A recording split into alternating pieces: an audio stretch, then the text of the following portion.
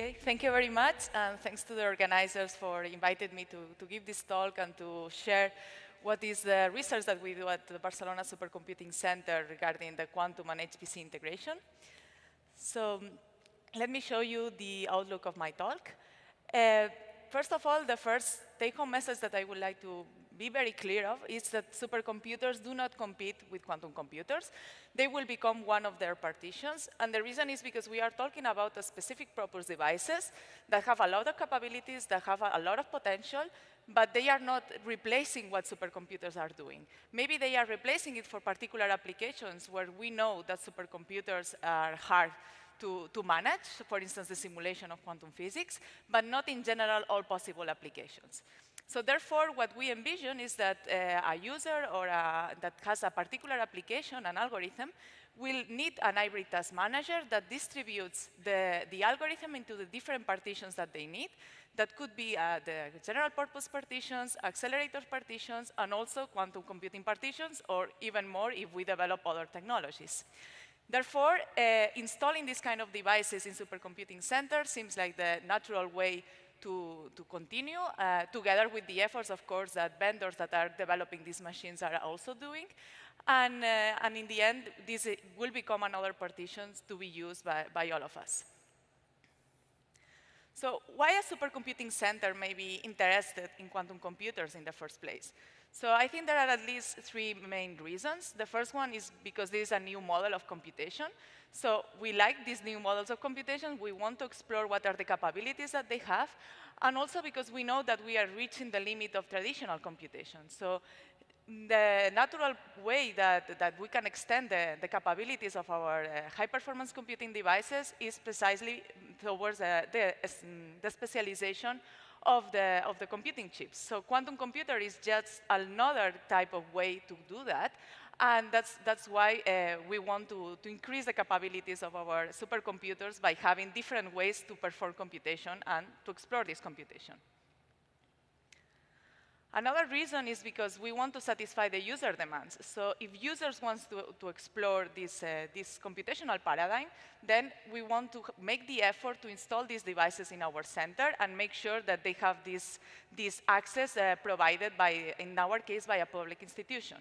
So this is one of our main missions of a supercomputing center, and that also means that we have to make an effort to adapt our infrastructure to welcoming this technology that is so different to the standard traditional computers. And finally, because supercomputers have applications in quantum computing and the other way around, and that's the rest of my talk, I will develop this further. But basically, there are many applications that require both supercomputation and also quantum computation. So this mixture between these two paradigms will encourage the development of certain applications, and we believe that could open the path to develop new science. OK, so let's dive into it. And for those that are not familiar with quantum computing, let me explain very briefly, high level, how a quantum computer works or what is the structure of a quantum algorithm. First of all, a quantum computer requires classical computation. By classical, I mean anything that is not quantum. So we use this word classical in comparison with quantum because it's classical physics what describes traditional computers. So this classical computation appears in the software part of our algorithm. So we program a quantum computer from our laptop. We use standard libraries like NumPy libraries written in Python code, most of them, but also in Julia, in C++, in JavaScript. There are different ways to do that, depending on who is developing the hardware. So this software will help us to create a set of instructions that will be sent to the control electronics that generates the necessary physical interactions to the hardware. Okay? This hardware is the purely quantum part, is where the quantum processing unit is located, where the qubits are the physical objects that generate these qubits, these basic units of quantum information are located. And then this hardware returns a signal. And this signal is our result of the computation, but it needs to be post-processed.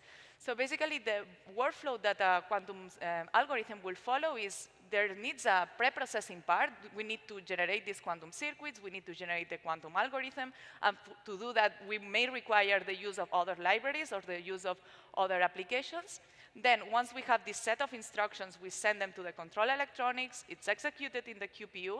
And then the result needs to be post-processed. And in many cases, this is a loop. So we need to repeat this loop over and over.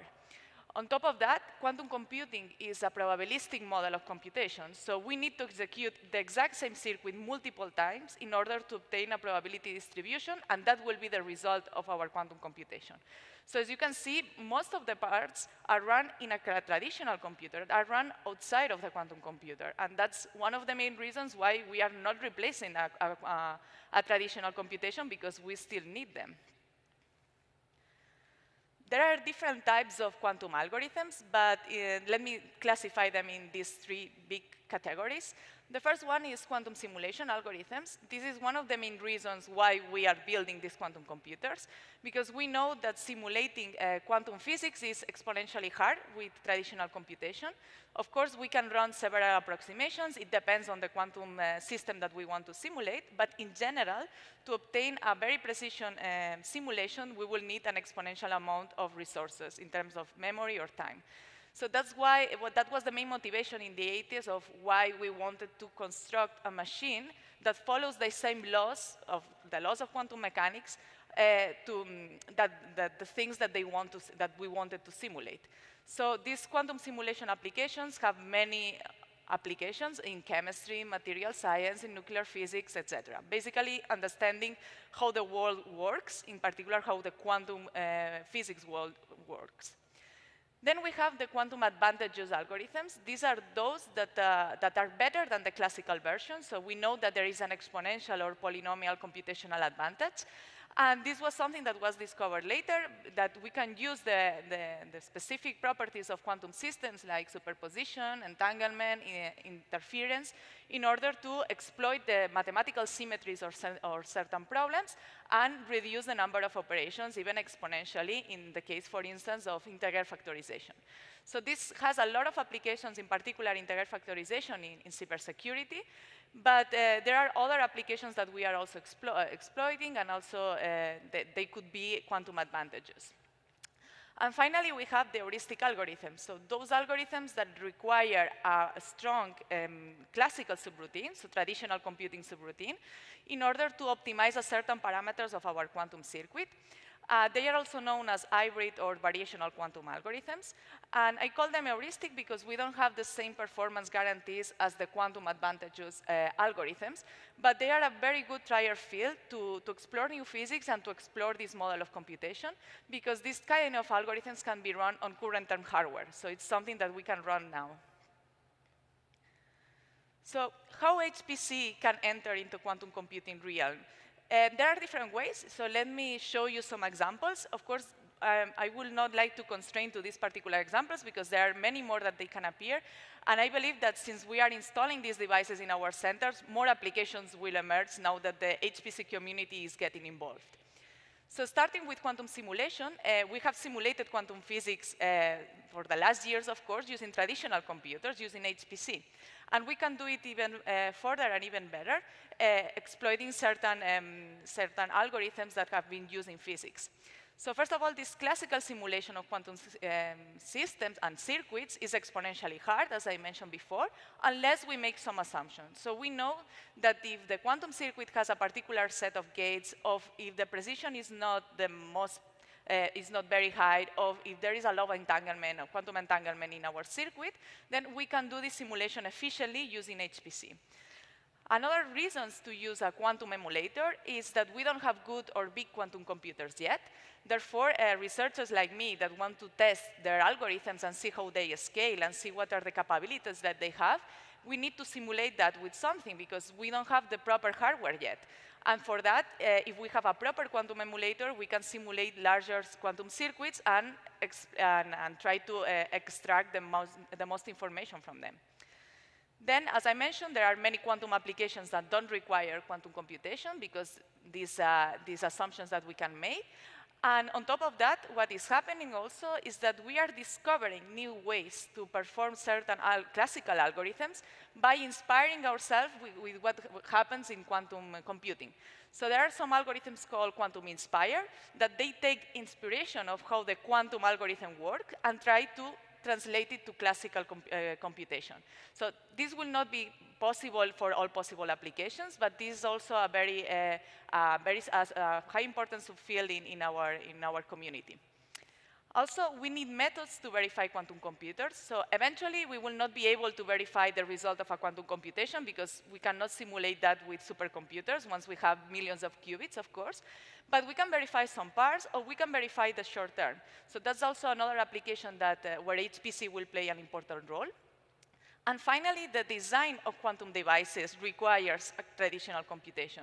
So how I'm putting together all the capacitors, all the resistances, all the inductances to build my quantum chip.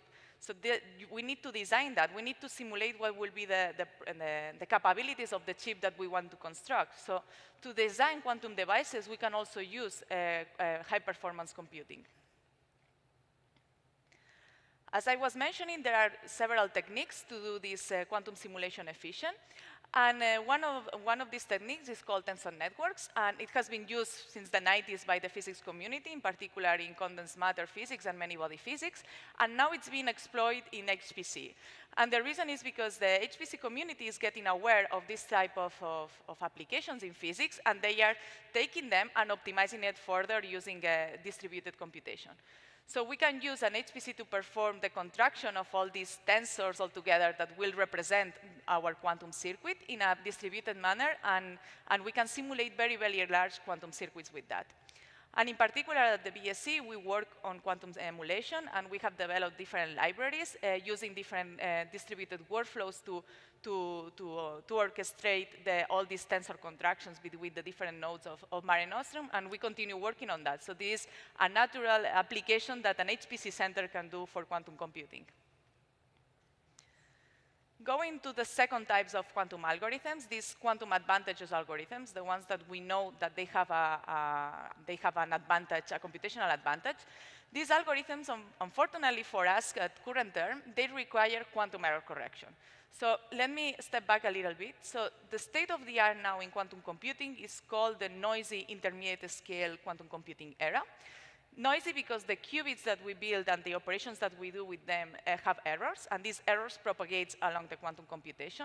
And intermediate scale is because we still need to scale these devices. So of course we have large quantum chips, but we still need millions and millions of them.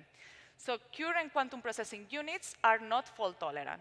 So that's very important because that means that we cannot use these quantum advantages algorithms in the current term.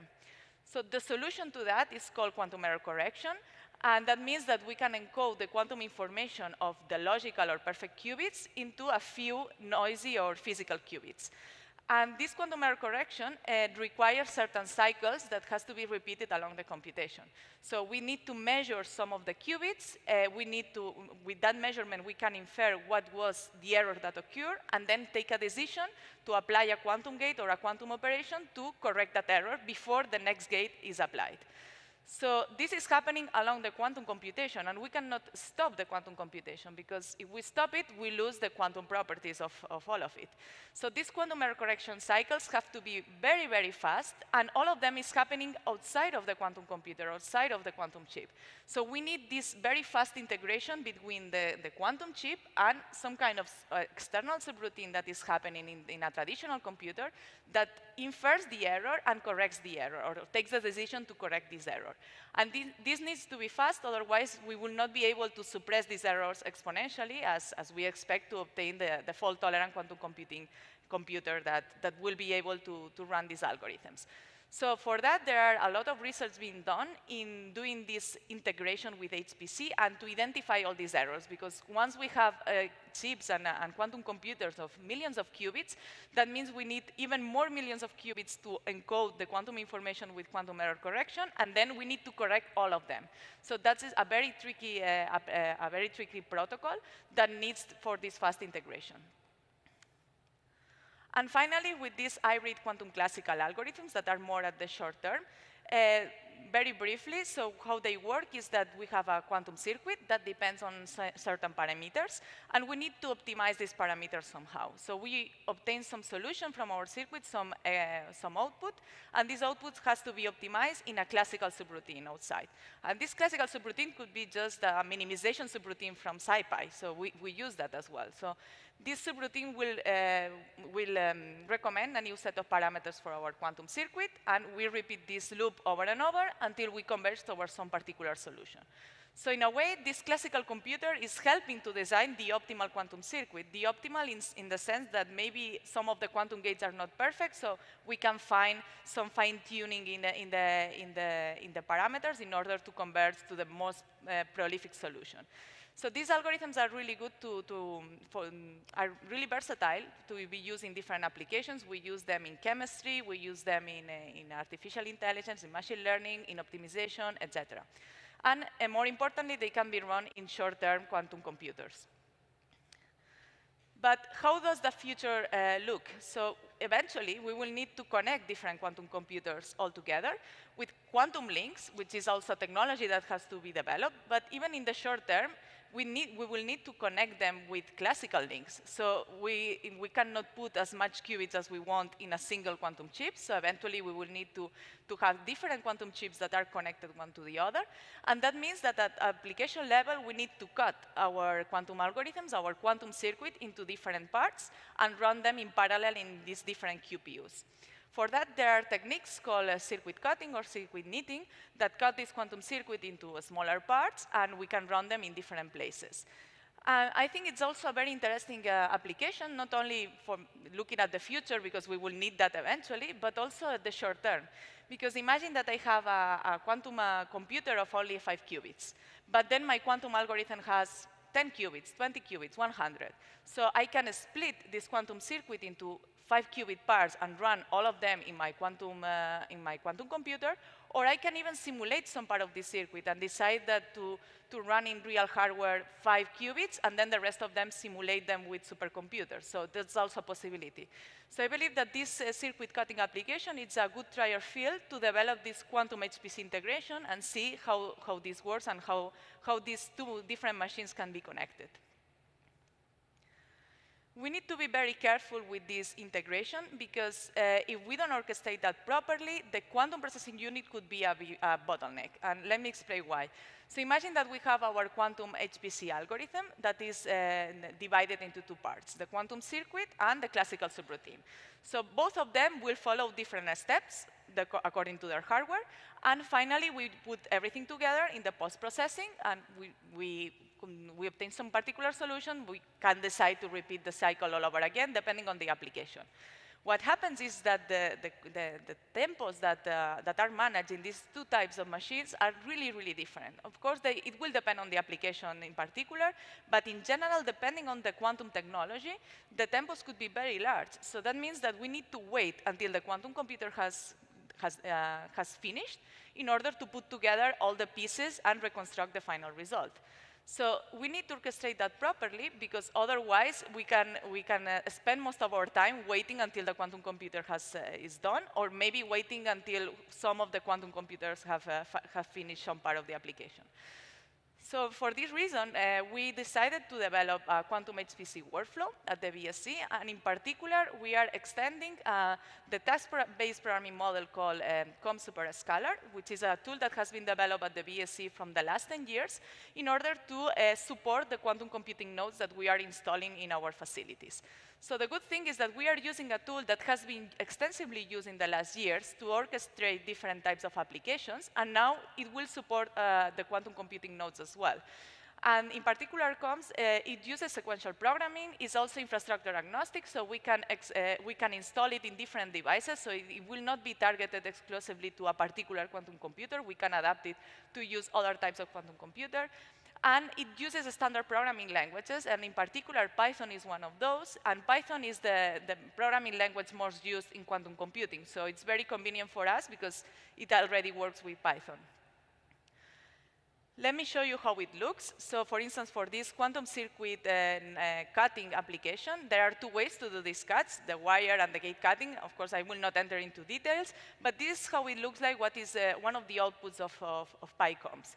So what it does is once I send the application to this task manager, it creates different tasks that will manage all the resources that are available. So it will check if the supercomputing node is available, it will check if the quantum computing node is available, and we can start parallelizing everything that we can in order to make the things as most efficient as possible.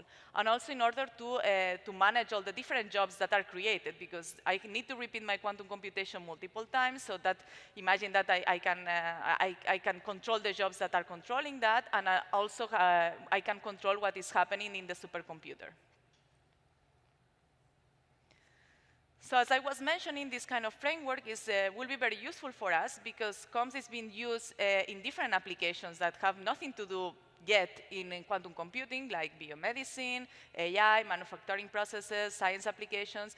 So in the end, we have now a framework to test different applications in quantum and HPC. So now that we are developing this tool, we can start exploiting it for different applications that maybe they can mix quantum computing resources and see if we find some advantage or if we find novel and new applications. So that's from the software level, but what about the real integration? So how are we connecting this quantum and HPC infrastructures? So first of all, our vision is going to the full integration. That means that both HPC and quantum computing systems are installed on site and integrated under the same infrastructure. So that means that the user will enter into this infrastructure using a batch system, as happens with traditional HPC. All of them are under the same network, and they share the same storage. So the storage will be shared between the quantum and the HPC nodes. Then we use Slurm to create all these queues, and these queues, there are the HPC ones and also the quantum ones. And we are going towards using a federated Slurm to control these different types of queues between quantum and HPC. So another thing that is important in our center is that computers are installed turnkey. That means that all the daily operation and management has to be done by BSc personnel only. So we don't want to rely on specific vendors to continue with the operation, with the daily operation once the machine is installed. And that's for two reasons. First, because we are installing a machine that technically should be operational. Otherwise, it couldn't be installed in a supercomputing center. So if it's operational, then we should be able to operate that. And secondly, it's because we need to learn how to control this technology, because if we are integrating this into our infrastructure, we need that our technicians know how all of this works, how we can turn on the quantum computer, turning off, integrating it with the rest of infrastructure, etc. So this is our job as supercomputing centers, and we need to learn with this new technology as well.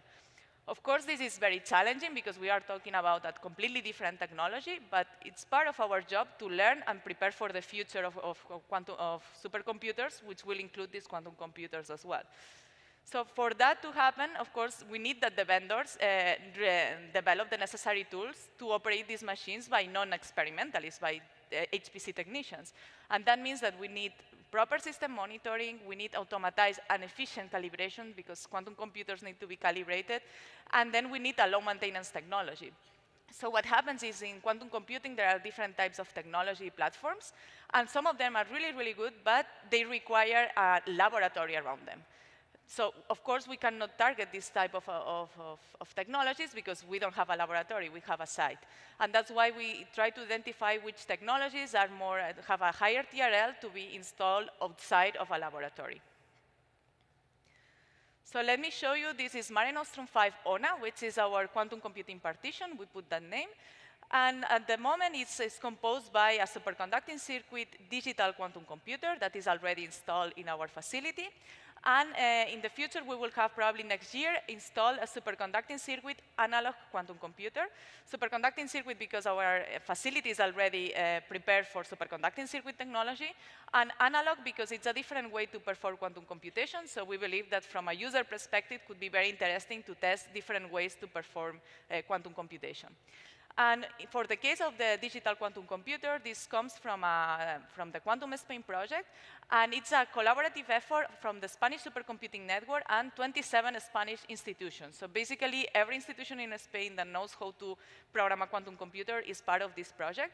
And our goal was to have a public quantum computing infrastructure available for all the Spanish users through the Spanish Supercomputing Network, through competitive calls. And then for the second quantum computer, it's an effort from EuroHPC. So EuroHPC is installing quantum computers in different parts of Europe, in different hosting entities, and Spain is one of these hosting entities, and in particular, the Barcelona Supercomputing Center. And our consortium is formed by BSc, IFAE, it's also a high-energy institute in Barcelona, and the Iberian Nanotechnology Laboratory from Portugal. So this is how Mare Nostrum 5 will look like once we integrate the quantum computing partition. As I mentioned before, the storage will be shared. We use the same storage as current Mare Nostrum 5. And we have a general purpose partition. We have an accelerator partition. This is a Prex scale supercomputer. And now we will also include this Mare Nostrum ONA partition, which is the quantum partition, which has installed the digital quantum processor that we will have eventually 35 qubits at the end of the project next year. And we expect to welcome an analog quantum processor next year once the tender has finished with EuroHPC. So let me show you how this looks like, because it doesn't fit in the same room as Mare Nostrum 5, but we have a very nice place to install this quantum computer, which is the old chapel from BSc. So those of you that have been at the Barcelona Supercomputing Center will be familiar with this site. So this is where the first supercomputer in Spain was installed. This is a chapel that is located in the university campus in Barcelona. And we have here the Mare Nostrum 1, Mare Nostrum 2, Mare Nostrum 3, Mare Nostrum 4, and unfortunately, Mare Nostrum 5 didn't fit there anymore. So that's why we have a new, modern and bright building very close to this chapel, and they are both connected with a single corridor. So that means that we have this very beautiful space free, and we decided to install the quantum computers here, and we will also install other devices next to it. So now we have these two superconducting circuit quantum computers. At the moment, only one of them has a chip, which is the one from the right, the one that is open, and you can see in this picture. And in the future, we will also install here the EuroHPC, the second analog quantum computer, in the same site. So this is very convenient for us because it is perfect for visits, for visibility, because we are a public institution, so we want to explain what kind of things do we do. We want to share this with, even with high school students, with children that comes to our center to learn what kind of science is developed there. And we want to share and show as much pieces as possible, even though this piece, it will not be shown all the time, because once it's cooled down to millikelvin, you cannot see the inside, but we want to be as transparent as possible. So let me finish my talk with some challenges and opportunities that I personally identify in this quantum HPC field. First of all, it's not only focusing on how can we do that, but also why we want to do that. So it's not like a magic band that I put together a quantum computer and an HPC, and I have automatically an application or accelerator. So normally we use this term of accelerator to describe the quantum computers once connected with HPC. But I personally think that it's not only accelerator in one direction, but in the other one. So HPC is accelerating quantum computers as well. And I just show you some examples of these hybrid subroutines, right? But it's not about just connecting them, because the connection is the easy part. I mean, OK, I create these federated Slurm queues, and I create these hybrid workflows. Of course, this could be tricky, but this is something that we know how to do that properly. The problem is why we want to do that. So what kind of applications require this HPC and quantum? So not only a simple laptop, but HPC, a full supercomputer close to a quantum computer. So that's why I think that quantum HPC integration must be also application-driven, because that will be the way that we make it possible in the most efficient manner. And I already mentioned some of the applications that can run this way, for instance, quantum error correction, these hybrid algorithms, and who knows what other applications, because once we have all this integration, or at least a first level of integration in our centers, I'm sure that the users that will come to us to use this infrastructure, they will find novel and new applications. And then another important caveat is that quantum technologies are diverse. So there are different types of quantum computing technologies. I just mentioned superconducting circuits because it's the one that we are installing, but there are many more. We have photonics, we have colatoms, we have trapped ions, and each of them is completely different in a sense that it requires different maintenance, it has the different operational needs, and also the quality of the qubits or the quality of the quantum computer is really different. So the quality figures from quantum hardware, we learn about the number of qubits, but there are other figures that are really important. It's not only about the number, but also the quality of these qubits. So what are the coherence times? What are the gate fidelities of these qubits? And also what are the gate times and initialization times? Because if the gate takes a lot of time to be executed, then it doesn't matter that the coherence times are large as well, right? And what are the qubits connectivity? Because if all qubits are not connected to one another, then that means that some quantum algorithms require some extra layers of abstraction in order to fit the quantum circuit into the topology of the chip. And then there are other figures that are important and that are operational, which is the maintenance cost, what is the operational time, what is the calibration time cost, because imagine that I have to calibrate this device every day for 5 hours. That means that I cannot share the resources with a lot of users. So this is something also important for us. And my takeaway message here is that there is no unique benchmark to certify the quality of quantum computers so far. So we are all working on different types of benchmarking protocols, and at the moment, some of them are really targeting particular technologies. So of course, this is work to be developed, and this is part of our centers to develop part of this work. And also, with the introduction of HPC, that could create new figures for this benchmarking. So unfortunately, we don't have an equivalent for LIMPAC in quantum computing, but it's also our job to try to find these benchmarking protocols. So let me finish my talk with some takeaway messages. The first one, I hope that I convince you that quantum computers will not replace supercomputers. They are becoming one of the partitions, as happens with the accelerators. That the quantum algorithms have always a classical subroutine, and that's why we need traditional computation for sure. But we can go further, and we can exploit these subroutines to perform different applications much better than with the standalone quantum computer. HPC centers do not contain laboratories. We have sites, and that means that the technology that is installed in our centers has to be operational and has to be managed by non-experimentalist technicians, by HPC technicians. And that means also that sometimes it's good to collaborate with the vendors in order to find what are the most suitable tools and software to make this integration and this installation the most soft as possible. The development of hybrid quantum HPC applications will require, for sure, a good workflow and runtime, because the execution times are very different in HPC and quantum computers, so we need a good way to schedule all the parts of the algorithm. And finally, we are a public institution, so that means that we need to adapt to user needs, and we need to guarantee the democratic use of all types of computational technology. And if our users require quantum computers, then it's our job to try to install these devices and to open it to everybody that wants to use them.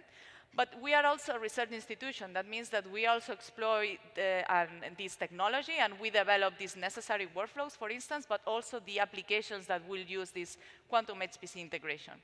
So that's it. I hope that you enjoyed my talk. I'm happy to answer any questions. Thank you.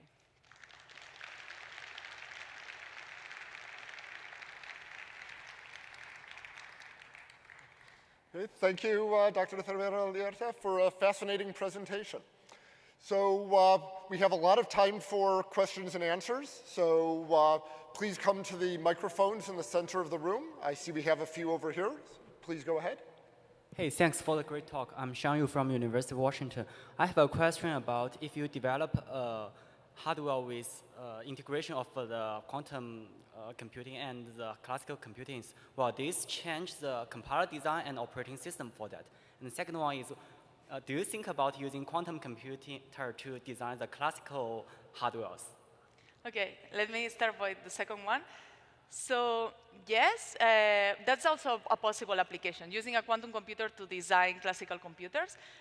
Of course, this is a highly sophisticated optimization problem. And in quantum computing, we also tackle this kind of optimization problem. So I wouldn't say that there is a unique way to do that. Like, yes, there is this algorithm that we are using, but I'm sure that this is work in development. So I think that will be very interesting. Or designing quantum computers with quantum computers. We are also working on that. And could you say it again, the first question? The first question is, for your new hardware, will this affect your operating system design and compiler design for the integration of the quantum computing and classical computing? Could you say it again? Sorry. Operating system design. Operating system? The effect on operating systems of this integration. You mean that if they are affected by the other system somehow, or? So the hardware, you integrate the quantum computing and the classical computing for your new hardware in Barcelona, I think. Yeah. And will this affect your operating system design and the compiler design for this new hardware? Okay. Not yet, I will say, because at the moment we are just installing whatever is in the market in our center. But in the future, I think, thanks for the question, yeah, that will be very interesting to do this co-design of this quantum-HPC system. So at the moment, I would say we are talking about an experimental technology that still has to be developed much further. So I think that we are following the first step, which is installing whatever is available in our center and doing this integration. But I think that the next round will be to ask for a particular type of technology and maybe ask for a full system, including the quantum and the HPC together. And for sure, with our experience now, the next round that we upgrade our system, we will have much more knowledge about how this works, and we will start imposing certain things, because we were thinking about this quantum HPC integration with our software, right? So that's why it's really important for, I think, for supercomputing centers to start working on this, because we are getting prepared for the future of these heterogenic machines. OK, thank you. Thank you.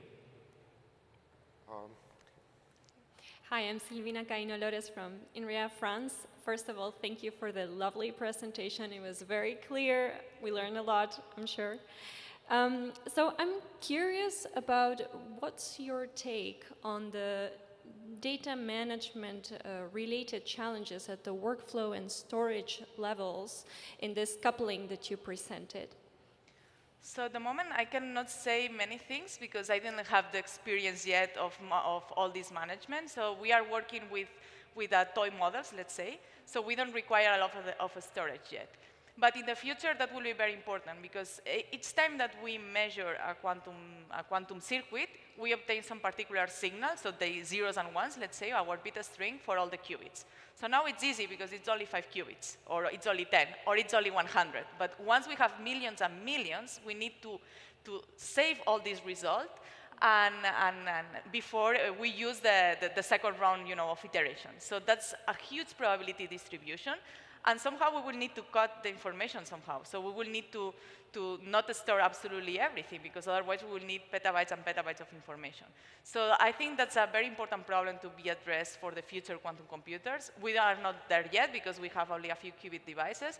But I think that the first step is to start to getting familiar with all these data storage solutions, because we will need that in the future for sure. Thank you. Thank you.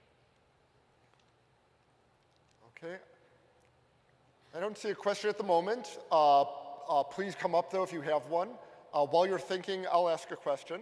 On the resource management side, so you'll have a big HPC system with millions of cores, and you might have one quantum computer. So how would you do the scheduling and resource allocation if you have millions of cores all trying to get to a single resource?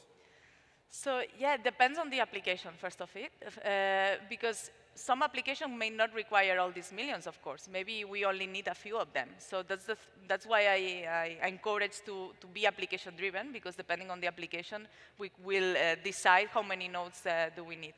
But then, also, if I only have one quantum computer, it depends on what do you want to do with that. So do you want to run absolutely everything in your quantum computer, or do you want to split it? And that's the example that I show about the circuit cutting. So imagine that I only have 5 qubits, but then I have a lot of supercomputing power next to it. Then I can simulate very, very large quantum circuits with that. So it's a matter of choosing how many qubits I want to cut, And this choosing could be also tricky, so I might use the HPC to decide what is the optimal cuttings, and then run most of them in the HPC nodes and only a few in my quantum computer. So it will depend on the user, it will depend on the application, and our goal is to make things as easy as possible in the sense that it will be the choose of the user to decide how many nodes they want to use eventually or how many qubits they want to simulate, and we can try to allocate the necessary nodes to do that. Okay. So do you have users already lined up, scientists, who say, I really need a quantum computer to do this sort of simulation? Or are you first going to build the system and then try to find users with killer applications? It's a mixture of both. So in our experience, now the first users of quantum computers are quantum computer scientists, basically. So people that knows how to use these quantum computers.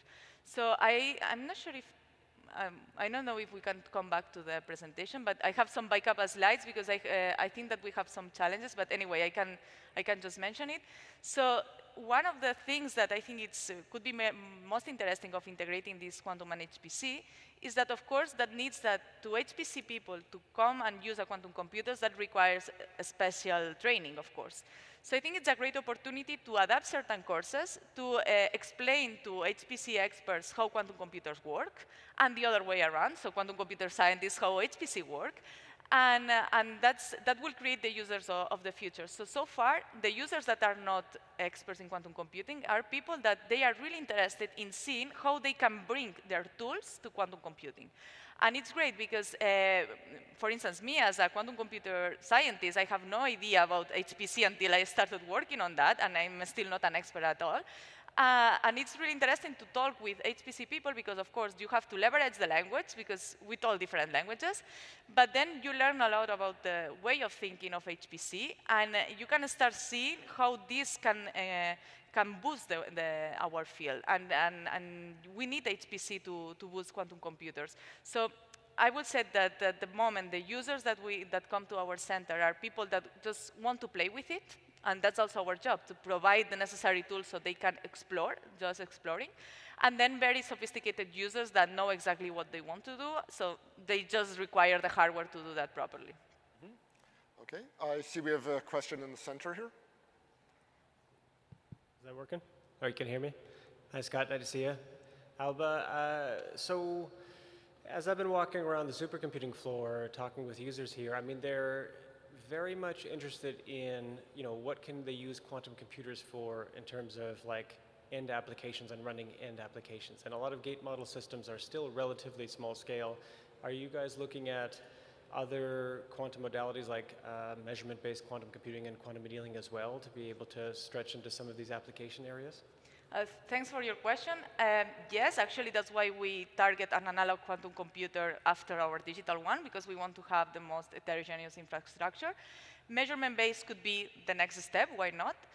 What are our limitations is depending on the technology. Is the technology operational or it's not? That's the main thing, actually.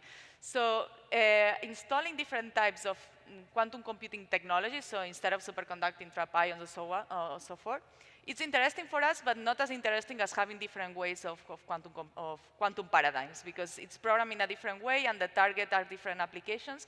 So of course, I would say that we are interested in the most possible heterogenic infrastructure, but it will depend on the hardware. It will depend on if there is a vendor that can do that, and if what they can do, it can be installed in a site and not in a lab. All right. So with that, let's thank Dr. Cervera-Lierta again. Thank you.